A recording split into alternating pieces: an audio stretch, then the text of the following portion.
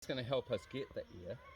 But then when we're in the air, if we have the elbows up and we come down for a landing, we've now got this super supportive surface full of all of this extra suspension rather than being in T-Rex and collapsing, right? So that's why it's so fundamental to get that first.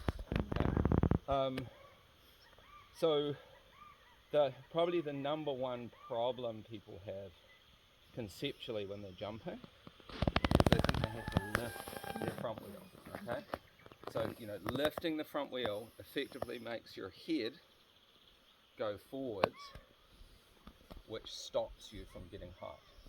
Because in the same way, with jumping this, I'm projecting my head up. And that's the same thing I want to do here. Okay? So if we look at the points on a jump, okay, the first and most important thing is to have a point of commitment, and from that point of commitment, no sneaky comfort braking. Why? When you brake, actually, the front goes down. Exactly. Yeah.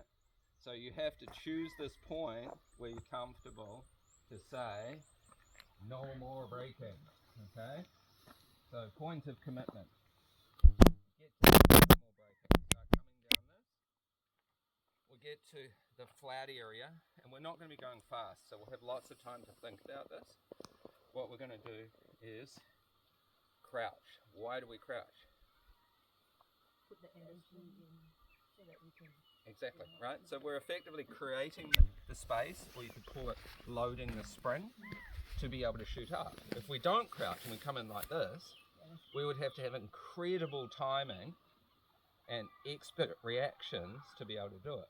But if we load it up, so I'm low, I now know I've got this much room on my arms and this much room on my legs, so I'm good to go. Then I come into this point where the front wheel is going to start loading.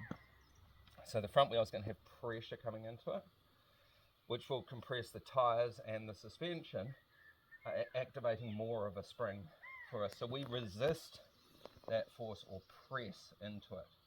So it can be, sometimes it feels like a pause, and when you don't do it, you come in crouched, and then you don't have that solid surface to jump off. Like I was saying, when you jump in here, if this was unstable, you wouldn't feel like you could jump much.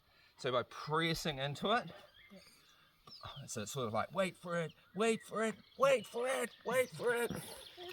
And then we get to here, and we're going to release everything up. We imagine that we are wearing a Superman outfit with the S on the front, and we're going to fly. As we fly, our arms and legs are going to be extended, which means that when we come down, we've got this really nice amount of suspension we can absorb, right? So it gives us a double benefit. Again, if we try and do this, when we come down for a landing, we've got no suspension left. All right? Commitment, crouch, press, release. Placing the bike down, landing like a cat, right? If I got you to do a high jump competition now, just like this here, you wouldn't land with your legs straight, right? That would hurt a lot.